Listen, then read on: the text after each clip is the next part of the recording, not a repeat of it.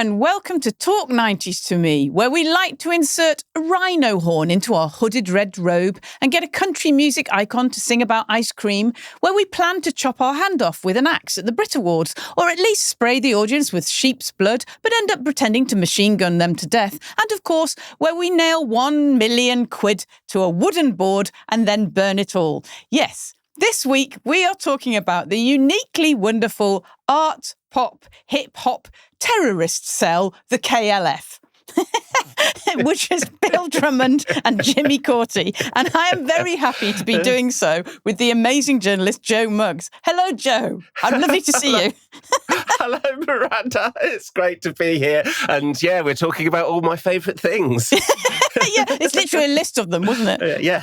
So look, you've just written a massive piece on the KLF for Disco Pogo, which is a fantastic magazine. Did you enjoy doing it? I enjoyed it very much. I mean, it was a chance to... Well, I started thinking maybe I'll get the KLF and then, got a sharp no from Drummond. And I thought, well, if it's a no from him, I think I actually don't want to talk to Jimmy because it would just seem wrong. And therefore, I just went hell for leather to try and find people who had worked really closely with them. And then it all felt a bit kind of... wonderfully kind of darting around this magical absence, which is somehow very KLF. I don't know. Yeah, I think that's very true.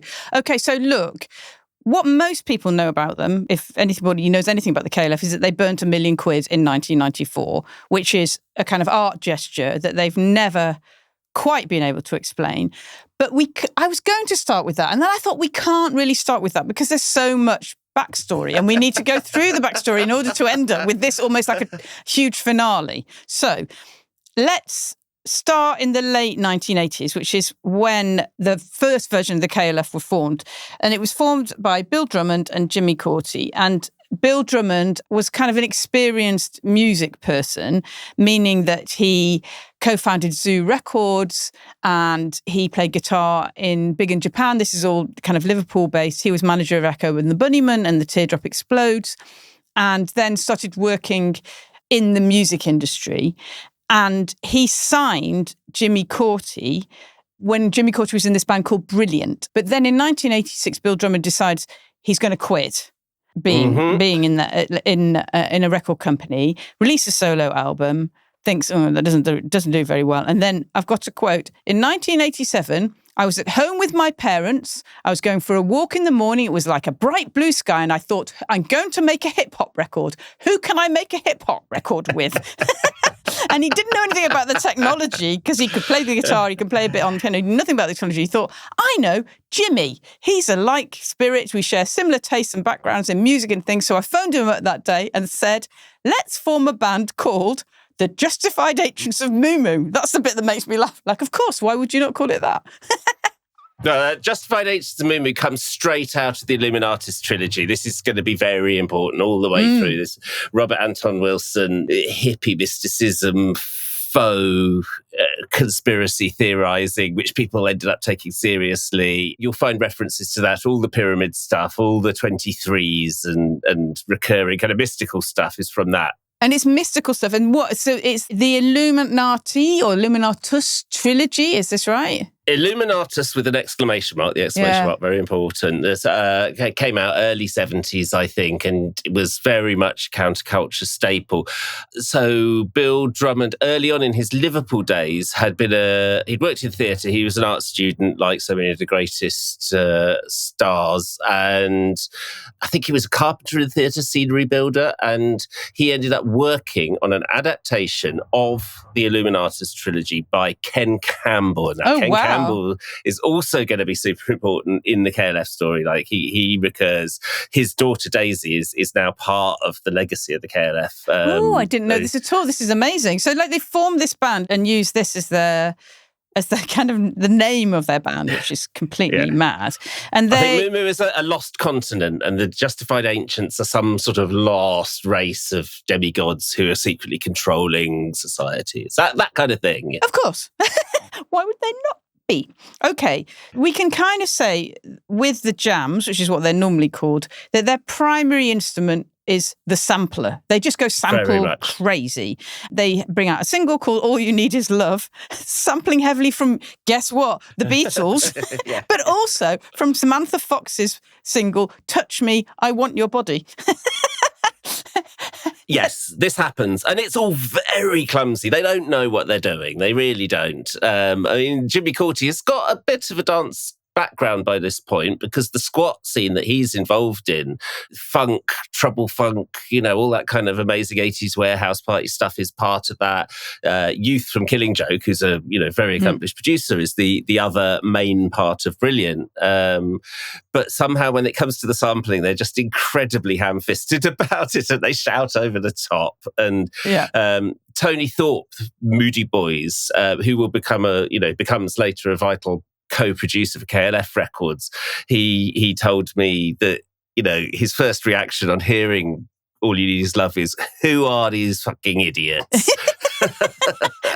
They were described like when somebody was reviewing this they make an album which is called 1987 What the Fuck Is Going On?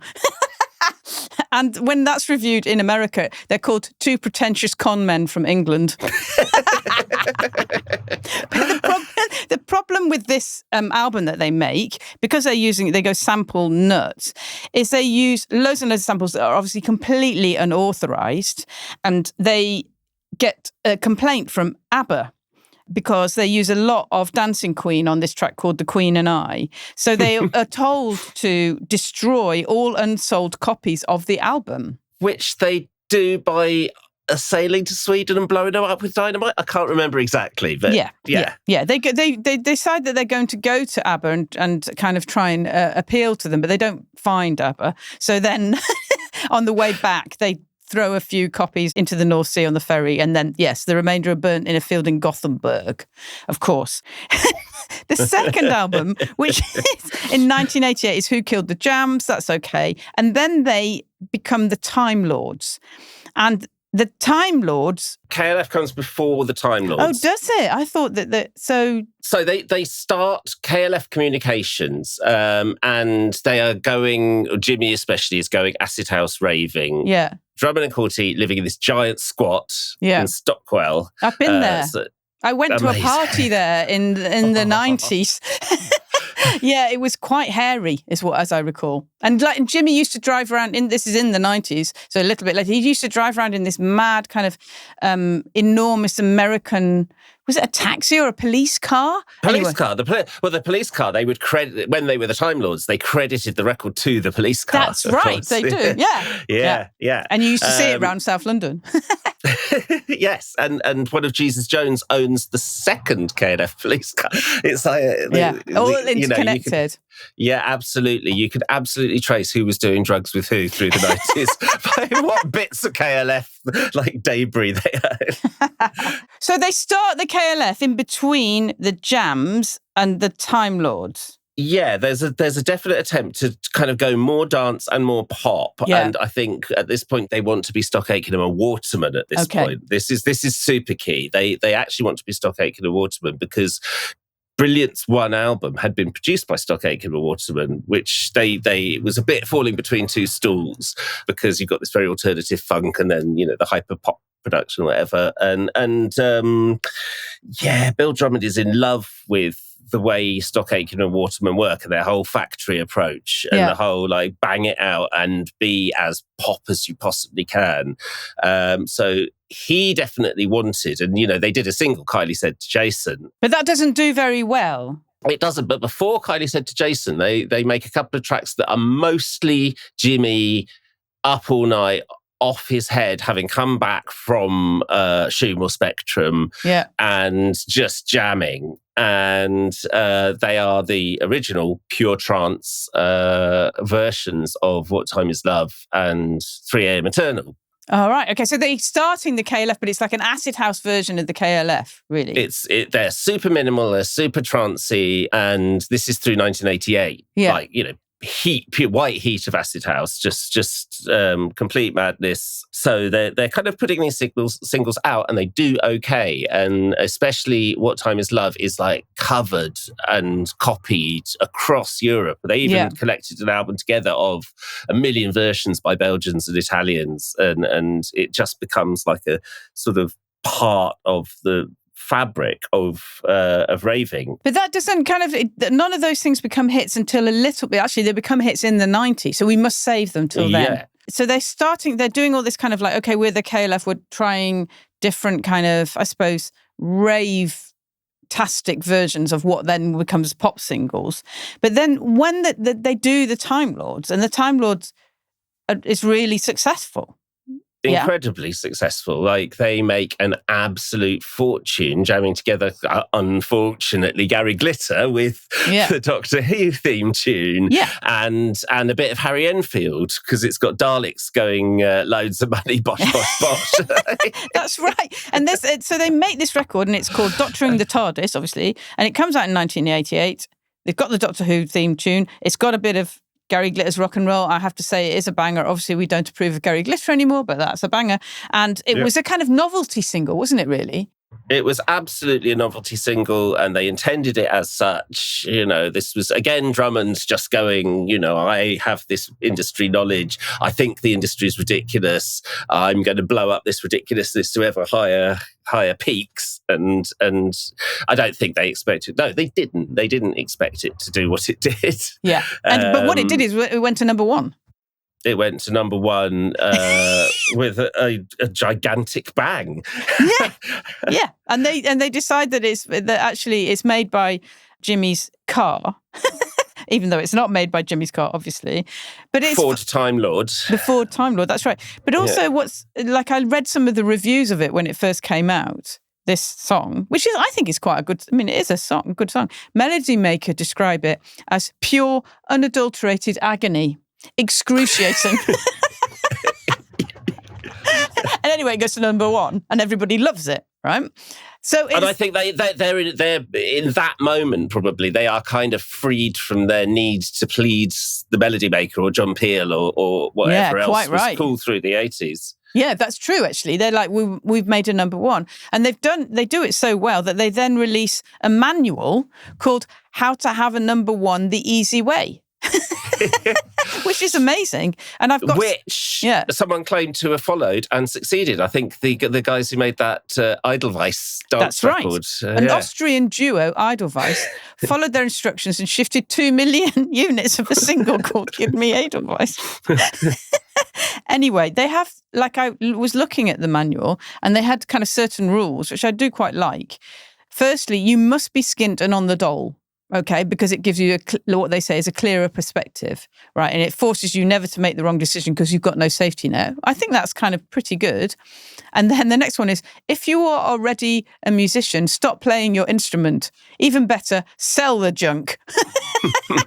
So it's all kind of DIY punk ethics, isn't it? Really? It completely is. That's very much what they come out of. They were both artists as well. They were both, trained artists a bit, but they were artists in that squat kind of style, and Jimmy had very much been in the punk scene, and they lived in a squat with no walls. Yes, that's what I remember, actually. When I went to that party, it had no floor. I do remember that. That was quite weird about it. So they make this manual, and, Edelweiss follow the instructions, but also Jamie Reynolds from the Klaxons admitted in an interview to reading it, stated he took direct instructions from it. Get yourself a studio, get a groove going, sing some absolute nonsense over the top, put a break beat behind it, and you're away. That's what I did. That's genuinely it. So they invented the Klaxons also. Awesome. So New Rave was actually New Rave. Yes, exactly. So I don't want to call them pranksters because they're not pranksters, but they're kind of making music. They have this massive hit. They release this manual, and they then kind of become the KLF, and they've got all this acid house stuff that you described that they're kind of knocking about. And it doesn't really do anything. Like Kylie said to Jason, which is such a great title, in 1989, doesn't even go into the top 100. So it doesn't do very well. They have other little projects that don't really work. They want to do a 1999 Christmas #1 single. It doesn't work. Anyway, they then release an album called The White Room, and out of that they start having these massive singles. And it's like at the beginning of the 90s, like literally in 1990, they release What Time Is Love, and that gets to #5 and goes huge internationally, doesn't it? And then 91 they have 3 a.m. Eternal, and in December 91 they do Justified and Ancient. So those 3 singles, they are huge bangers, aren't they? Yeah, Fork, Last Train to Trance Central as well. Of course, yes, they've got that one in the middle. Yeah. I mean, they're huge. Insane records, and you can put them on at a wedding disco now, and people just go, because it always starts with the siren and the klaxon and machine guns. So like they just. The whole approach was kitchen sink. They were just like, well, we did it with Doctor in the TARDIS. We must be as ludicrous as possible. But they're also throwing in, this is Radio Free Europe and like these strange references to more Illuminati stuff. They're like, at this point, they're like, right, we're still the Justified Ancients movement. We're still like obsessed with this Robert Anton Wilson mystical stuff. We're going to throw all these crazy references in, but everything has to be a noise that grabs people. Every single microsecond of this song has to be filled with sirens, guitars, breakbeats, rappers, diva vocals, all of this. And they're absorbing all of the kind of collision of stuff that was coming together into rave at the time, as it become capital R, rave, rather than just acid house. They had Tony Thorpe, Moody Boys, who had this kind of history in both post-punk and dub in South London. And he was kind of bringing Black London in. So he was bringing a lot of vocalists from reggae and like Black Steel, who sings all across the White Room album, and Maxine Harvey, who had just been touring with Maxi Priest before it's recording. So mad, isn't it? Yeah, before recording KLF. Bing, bong, bong, bing. And had to like explain to her mum that no, these were not Ku Klux Klan hoods. Oh my God. The pops that she was singing next to. And, this just, it was a complete culture, I don't know, not clash, because they made it work. They made it hold together somehow. Yeah. And also, like, the thing that they do, which I think is amazing, is they just don't forget to have a hook. I love any record that's got nutty noises in there, but it doesn't work unless you've got a huge chorus. And every time in those 4 tracks, they give you a massive chorus, don't they? Absolutely. I mean, they give you a massive chorus, a KLF, The rapper always has like 2 or 3 hooks. Yeah, that's true. There's the original hooks from those tracks, those kind of acidy tracks that Jimmy made. So that wee in What Time Is Love, and the ding, ding, ding in 3 a.m. Eternal. And it's just hook after hook after hook. Every part is a hook almost. Yeah. And they also make quite mad videos. I was looking at the Justified and Ancient one, which has obviously got Tammy Wynette in. And I was playing it at home, and my daughter wandered in, and she was just like, what is this? Like she immediately wandered out, because she was a bit like, this is really, really odd. Especially the part with Tammy Wynette. So Tammy Wynette is obviously highly respected, beautiful country music singer who's kind of known for Stand By Your Man, and they play on that because they can't, stand by your jams. Yeah. Which really makes me laugh. And she sings it absolutely beautifully. She has no idea. When she's interviewed afterwards, she has no idea what's going on. She doesn't know why she's there. She's just an absolute pro all the way through. She's wearing a crown. They're dressed in their robes with their huge rhino tusks coming out. I mean, it's nuts. It's completely nutty. She's singing about Ice Cream Van. What? And also these references to lost continents, and they came from Moo Moo Land and blah blah blah. You'd imagine she's probably quite Christian, and so God knows what she, if anyone ever explained what the horns and other vaguely pagan parts were. Yeah, yes, well, yeah, but possibly was it? And also, I heard that actually Jimmy Cauty wanted Dolly Parton, but he got the wrong person. entirely possible. That does seem to be a lot the way things worked at that point. From everyone I've spoken to who were in and around Trance Central, the squat at that time, it was just a relentless party, but also factory in the way that, I mean, you know, the cliche of describing anything as so and so on acid, but it really was Stock Aitken or Waterman on acid. Because everyone was on acid. And everything was hallucinatory and bizarre, and they had all of these people working. So next door to them, in a lovely Victorian house, they had the Beatmasters. Oh, really? I didn't know that. Yeah.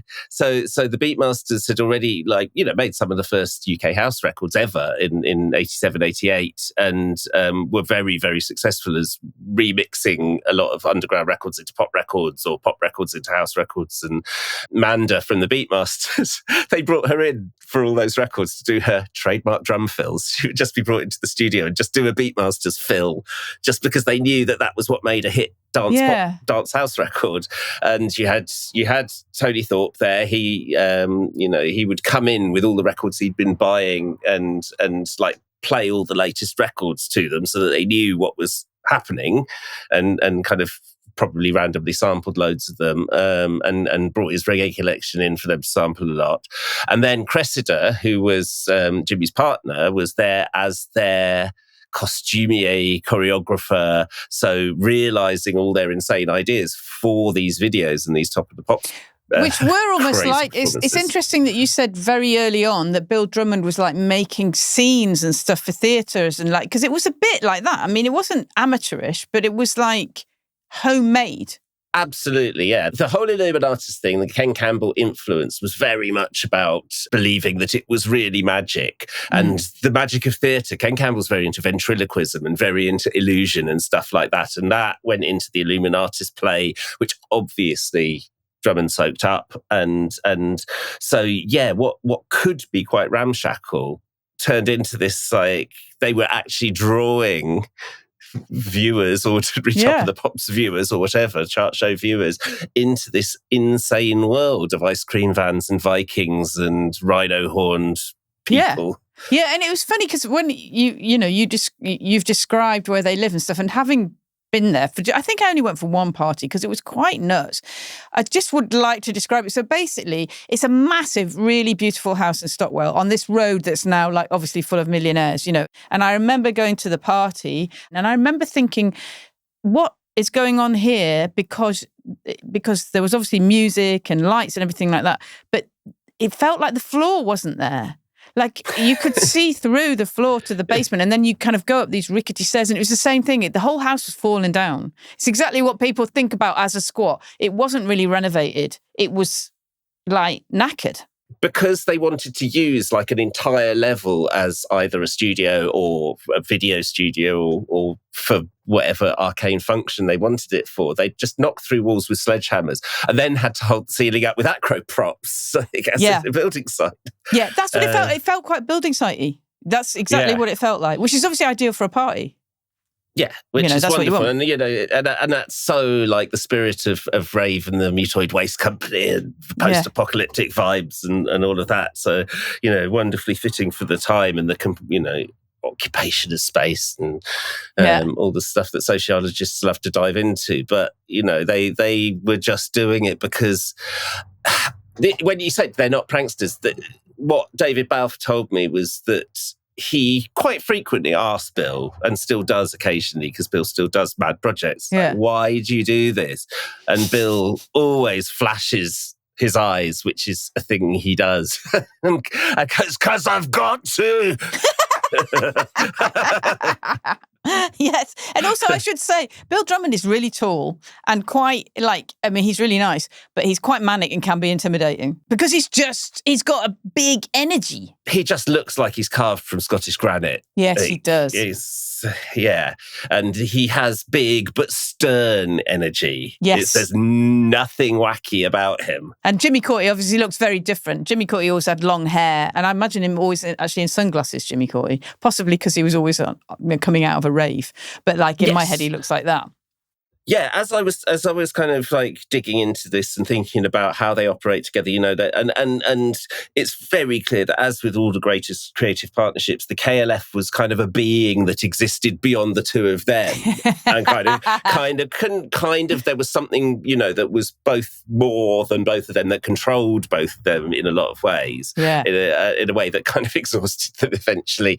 But you had this really interesting also feedback between Jimmy being essentially quite rock and roll, and it became very clear when the guy who essentially builds all his artworks and realizes his artworks and does a lot of projects for him now, was also the art dealer for Billy Childish. Oh, okay. I was like, okay, yeah, that kind of fits with this kind of gruff, rugged rock and roll kind of vibe. Whereas Bill Drummond, I always think of as hanging out with Ian Sinclair and Stuart Home and these kind of avant-garde, quite bookish, but also quite tough thinkers. That was the kind of the closest to a yin and yang duality I've kind of worked out about the pair of them. But then this sort of secret third spirit that emerged. Yeah, it emerges out. It's interesting because when you were thinking that, I was thinking, well, it's not the Pet Shop Boys, is it? Do you know what I mean? Like another like absolutely epic and important duo who were around at the time,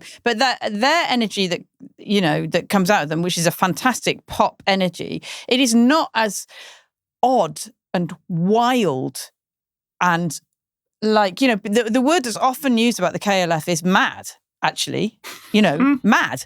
And that's the energy that comes out. For some reason, these two people, when they come together, there is some kind of madness unleashed, isn't there? Absolutely, and it's shamanic and it's pagan, and it's not for nothing that Drummond managed Julian Cope. It's the same kind of connection to something deep in the soil.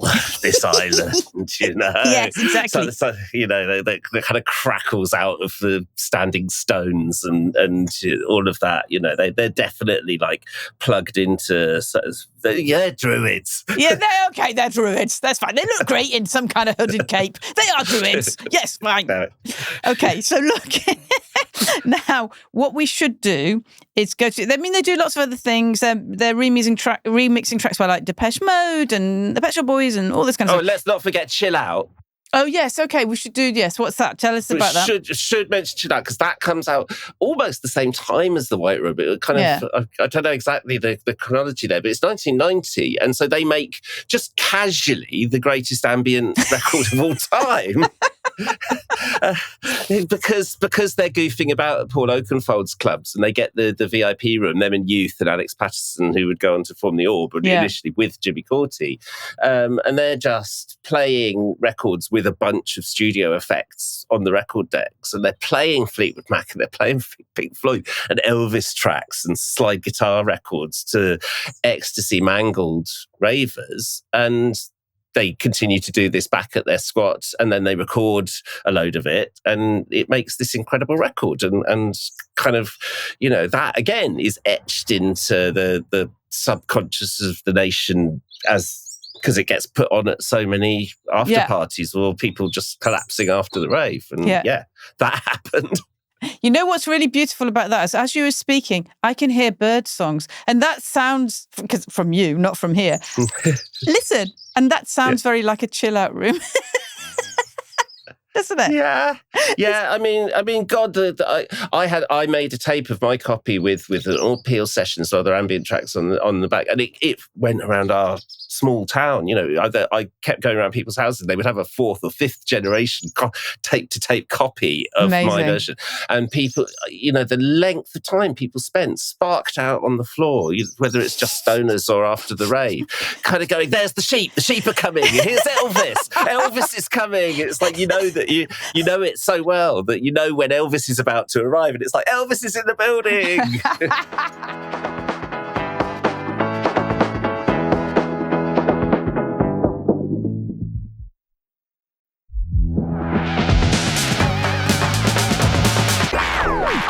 Okay, so look, they're in a kind of weird imperial phase, is the honest truth. Yeah, they're in an imperial phase at the beginning of the 90s, right? And because they are the KLF, well, you know, they're incredibly successful and they get invited to the Brit Awards to play live. And sorry, I'm laughing even before it starts. So it's now the 12th of February, 1992, and the KLF perform a live version of 3am Eternal, and they perform it with a grindcore group called Extreme Noise Terror, right? And so, arrayed in front of them, as they know, will be the entire British music industry, right? So it will be all those people. So they decided that they were going to do various things. First of all, they had planned to throw buckets of blood over the audience or to disembowel a dead sheep on the stage. And so they offered this, obviously, to the BBC, and the BBC were like, you can't do that. But also, more importantly, Extreme Noise Terror, the grindcore group, were vegans, although vegetarians. And they were like, we really don't want to do this. Like, this seems to go against what we believe. Bill then thought what he wanted to do was he wanted to chop his own hand off live on stage, right? And it was only that Jimmy was like, you know what, I think that's quite extreme. That was that he was dissuaded from doing this. I mean, completely, quite odd. Anyway, what happened in the end was Bill Drummond's wearing a kilt. It's really intense, man. I remember seeing it. It's really intense. And he's got like what looks like and is an automatic machine gun. And he fires blanks at everybody in the crowd who are all the kind of record industry. And it's amazing, actually, I have to say. And it's an amazing performance. It's still on YouTube. It still looks it's mind-blowing. Mad, isn't it? Isn't it fantastic? It's like proper. And then when they leave the stage, their kind of promoter, who's called Scott Peering, proclaims over the PA system, the KLF have now left the music business. And then later on, there was this party it was kind of this funny area of London, which is kind of central and kind of west, but it's like a hotel. And they dumped the original, the dead sheep. They basically dumped the dead sheep with the message, I died for you, bon appetit, tied around it at the entrance to one of these parties, like the post-ceremony party. I mean, things like that, they don't happen now at the Brit Awards, do they? It's a different era. People go to therapy for their frustrations. The thing is, I think through this whole period, this imperial phase, they were working and expressing every maddest thought in concrete reality, just bringing the darkest or strangest or most mystical bits at the backs of their brains and putting it in front of millions, hundreds of millions of people. They were globally huge. It's really important to realise that they were the biggest selling singles band in the world in I think 91. It's mad. It's absolutely it's nuts. And they had a crazy business machine. So they had a woman who originally worked for their distributor and came on board as part of KLF Communications. And she was signing them because they were 100% independent. This is also vital. This comes from the squat scene thing. She signed them a different deal in every country. So they would get an advance from every country. So they were just getting wadges of cash thrown at them, which they then immediately spent on mad sheep, schemes, rhino horns, on these insane videos mainly.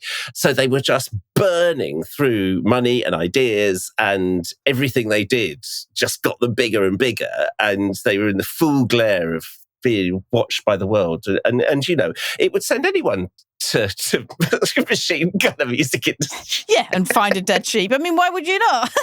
They were exhausting themselves, and some of the mad ideas that they didn't do, it would have been nice to see. I know Tony Thorpe was like trying to drive them to go, look, slow down and make more mad records. He almost persuaded. He said he did persuade Bill Drummond that they should do a version of, I can't remember which of the White Room tracks, like yet another Stadium House one. Yeah. And they were going to recruit Barry White to sing it. Oh, wow. That would have been amazing. But that was at that point in 1992 where they were all just kind of like going, at each other. Like, everything's mad. Our entire reality is mad. So it had to come to an end. And that's how they decided to end it. So it's almost like a kind of, I mean, it's also like obviously a statement about the music industry, wasn't it? I mean, that's the kind of point of it, that they were like saying, okay, we've been doing all these things, we've had these amazing ideas, but it's not like anybody else in the music industry was doing the same thing. They weren't. Like, they were trying. People somehow tried. I mean, lots of rave acts were definitely, certainly inspired to go. I don't think that the whole 1991-92, I don't think there would have been so many. I'm trying to think who was really... I mean, the birth of Warp Records and all those kind of things. I think they were given an extra boost by the fact that the KLF were doing this, and a lot of those kind of mad, two Northerners and a big shouty lady up the front type rave hits, the Praga Khan type things of the 90s. I think the KLF being there just helped boost things along, but also. They were getting phone calls going, we need another KLF, like random American impresarios would go, find us the next KLF to people. Oh, yeah, of course. That's so funny. As if you could. As if you could, and also like as if you wanted one, because I mean, I'm not being funny about it. They were very hard to kind of like contain. Do you know what I mean? You'd have to be a very special record label to want another KLF. Anyway, they decided. So that's when they decided that like they're retiring. And in May '92, they announced their immediate retirement from the music industry, and also this is what I think is amazing, and the deletion of their back catalogue. Right, and people are like, what are you doing? Like, how do you make money? Obviously, we all know, like, look at reissues and all that kind of stuff. This is how people make money. You've got an amazing back catalogue. It feeds you for the rest of your life. And they're like, no, we're going to delete it. So nuts. Yeah. Absolutely and they, when they came to the burning of the million-quid, that was pretty much all they had left, because they had continually burned everything that they made on these videos and stunts and all the rest of it. So they really decided to kind of like cut off that period of time and move on and move. Which is kind of what makes it seem so dreamlike, even more than it did at the time, because it just like, pop, it's gone. Yes, it's gone. It's finished now. I mean, I will read you this bit here, which, I think, I can't remember where I got it from, but from my research, there have been numerous suggestions that in 1992, Drummond was on the verge of a nervous breakdown. And he has himself said that he was on the edge of the abyss. Anyway, the KLF's Brit statuette for Best British Group of 1992 was later found buried in a field near Stonehenge. So that's it, officially the end of their pop career. They're like, okay, we were really good at that, obviously, and now we're over it. That's it. The back catalogue is done. Forget it, right? And they established the next year the K Foundation, and this is an arts foundation, and essentially from kind of 93 to 95, it's kind of like arts projects, isn't it? Like that's really it. And really it is also actually the nervous breakdown unfold. Yeah. I remember having a little poster from that time though, which was from the KLF, and it said, "Abandon all art now. Await further instructions." And I used to have that on my wall. And that's what they were kind of then taking on the art establishment, having taken on the pop establishment. They decided to take on the art establishment and, essentially end up in the end burning a lot of money. But what they started off doing was taking all the money that they had left, which you just described. They were burning through money. They made possibly around 6 million. And they paid obviously half of that in tax. And then they did a lot of production costs and all this stuff. And they kind of amassed whatever was left. And it was about 1 million. And so they decided they were going to create art with it. And nailed to the wall was the first piece of art that they create.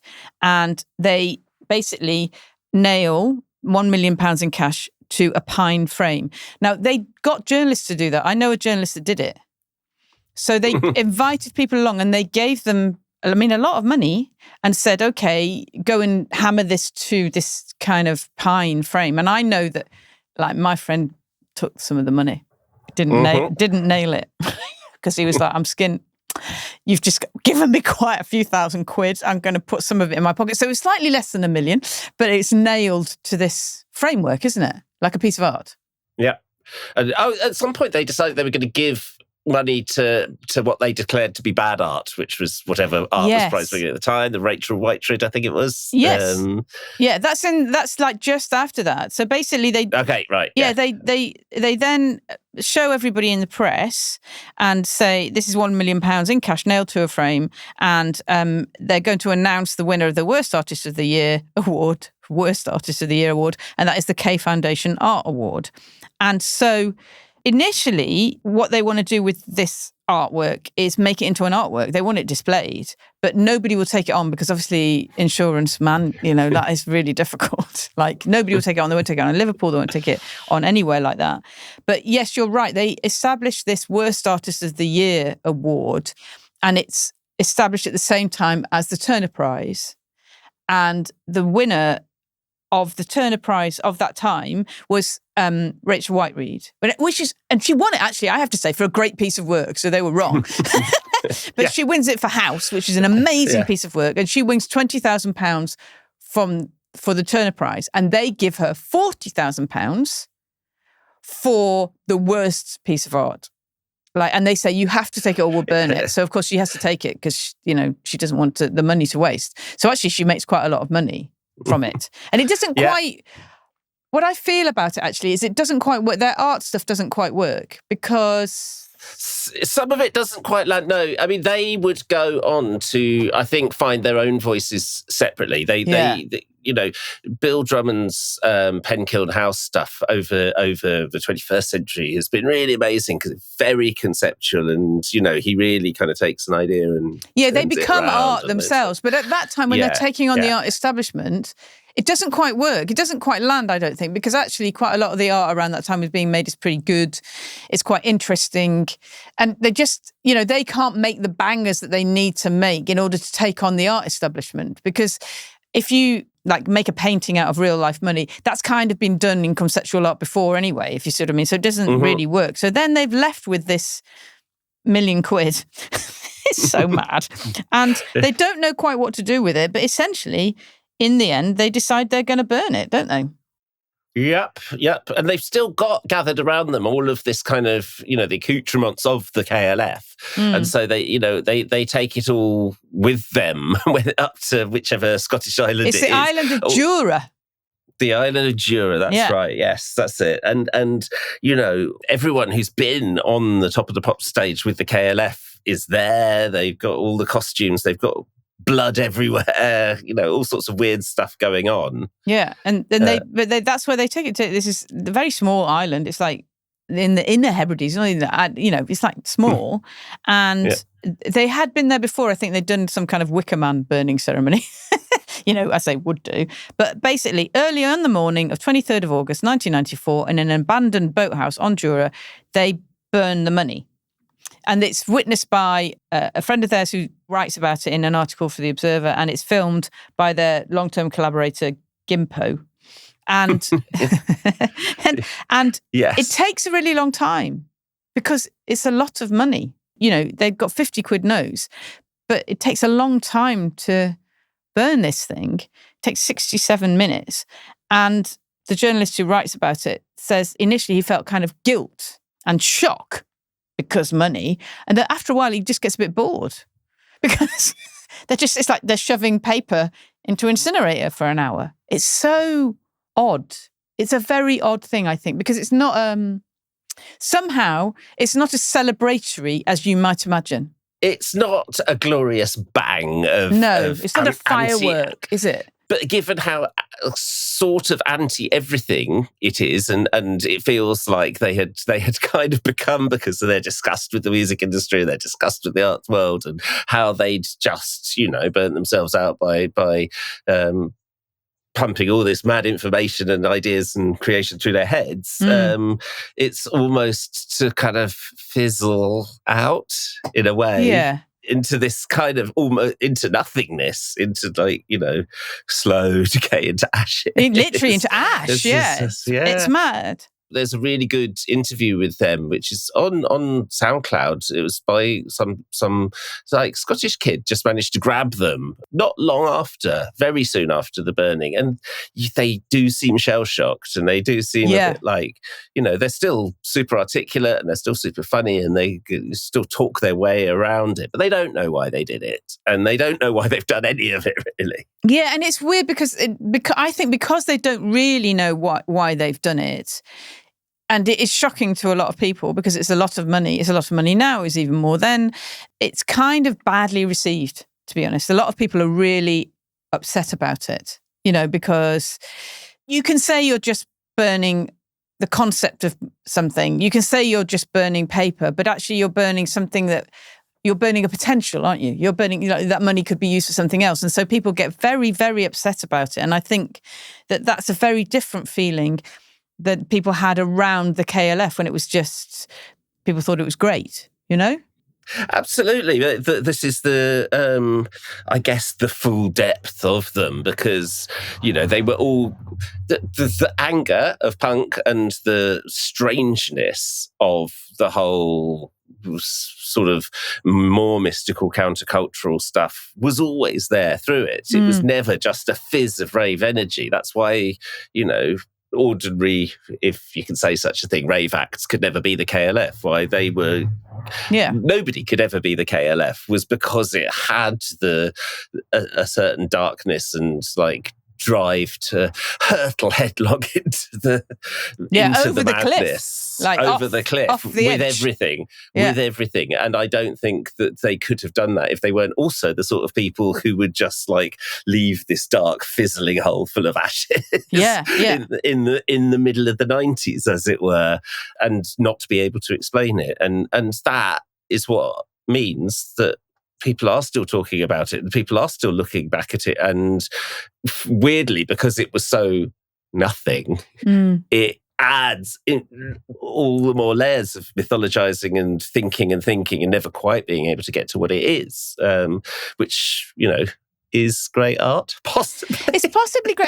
It's great myth making, isn't it? Because it's what's interesting about it afterwards, because I've was reading around, I was trying to find, I was literally kind of typing in, how do they feel about it afterwards?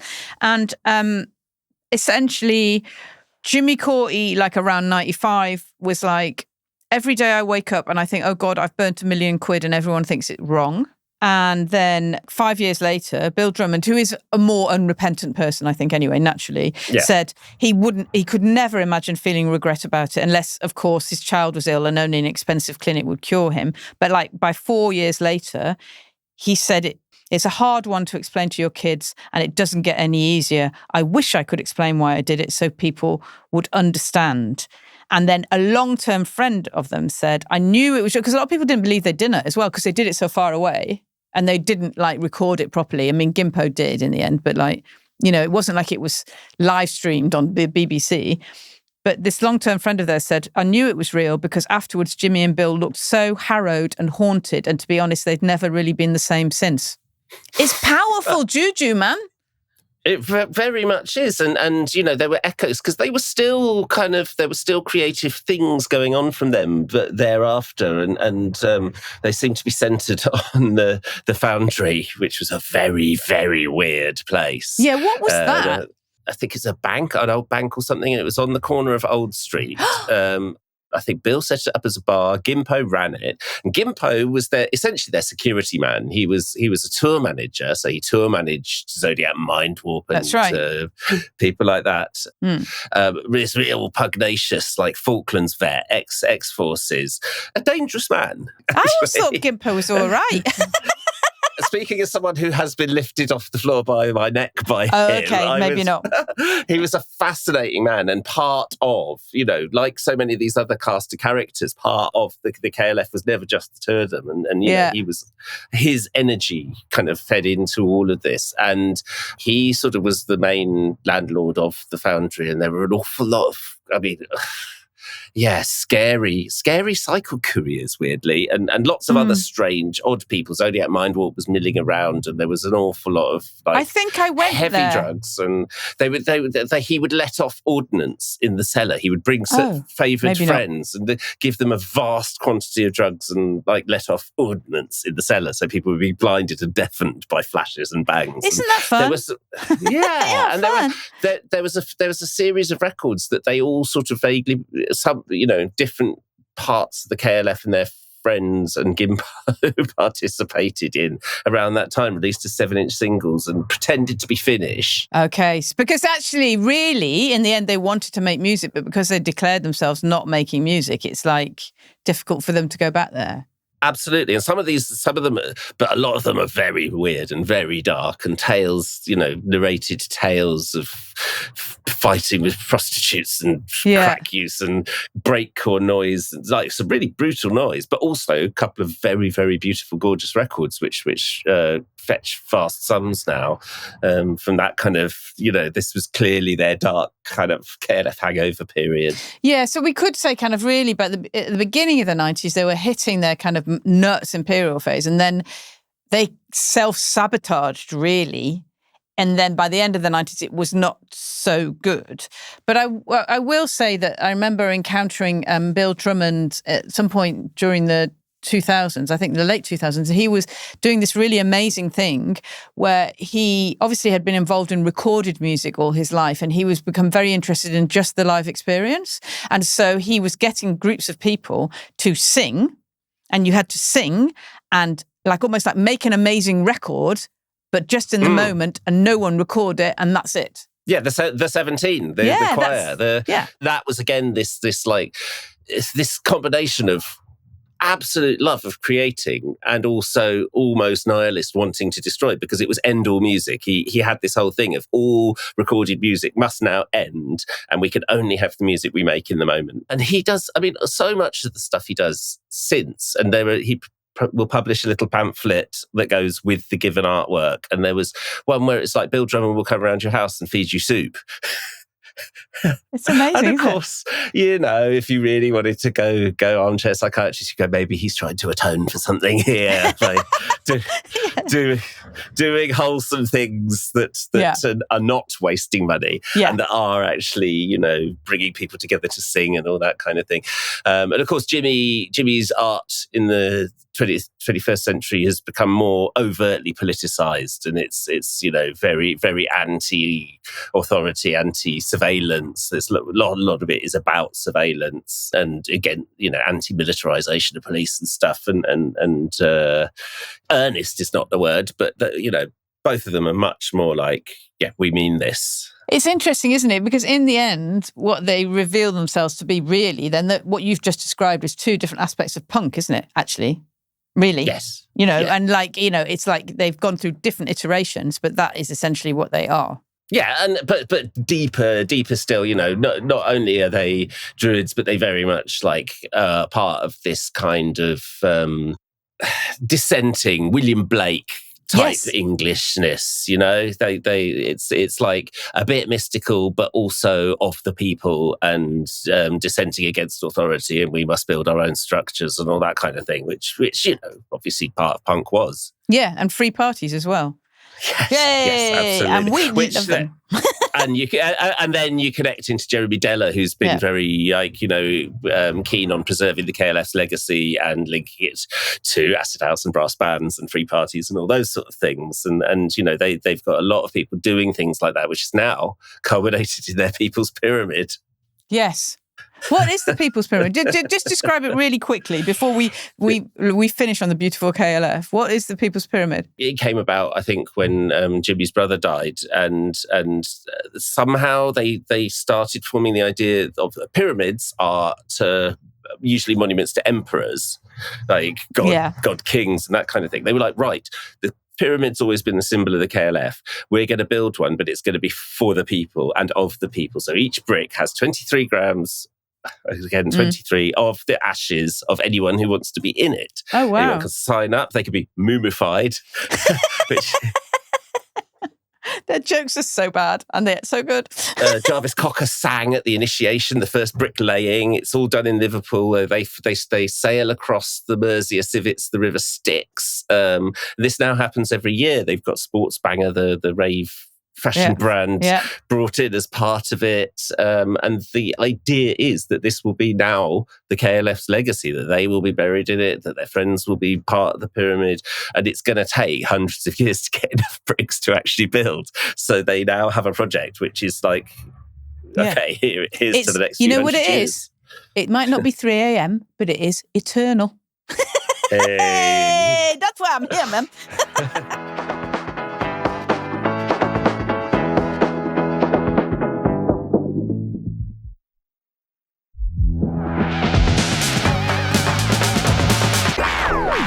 Okay, so here at Talk 90s to me, we are never less than justified and indeed ancient. And we drive an ice cream van. No, we don't really. But we have a playlist featuring 90s music, which you can find on Spotify. Okay, Joe, what is a 90s track that you would like to add? I am choosing Cubic by 808 State. Oh, I love that track so much. I mean, it's school discos for me. But you know, it was that mad experience of knowing that everyone's older brothers and sisters were going raving, and it's you know, we sort of had this background knowledge that there was house music and there was raving and there was stuff like that. But then this kind of like went bang into the middle of everything, alongside the KLF's big tracks actually coming in, like what time? Because I always think of it as next to the KLF. What Time Is Love at the school disco. That's amazing. And it had this insane energy, and it was punk as anything, and it started the decade with a bang. It really did. I used to drive around with that track on, and it would just make me. I mean, you can't really keep within the speed limit when you're driving to Cubic, can you? No. It's the best. What a great choice. Fantastic. Okay, that was Talk 90s to me featuring the excellent Joe Muggs, whose piece about the KLF will be found in the exemplary publication Disco Pogo, out very soon. And also, don't forget to look up Joe's brilliant books. He's done a history of fabric, and this is an amazing book, Bass, Mid, Tops, an oral history of sound system culture. I cannot recommend this book highly enough. You will love it. If you want more 90s music, I've written a book called Uncommon People, Britpop and Beyond in 20 Songs, which you all know about because I never shut up about it. Subscribe to Talk 90s to me on your podcast app. Join our Patreon for excellent merch. If you like looking at us now, I mean, you're possibly just hearing us, but I've got a new T-shirt on that says Talk 90s to me, and very beautiful it is too. And also, if you join the Patreon, you might get special extra episodes. And don't forget to follow us on Instagram and Blue Sky. See you next time.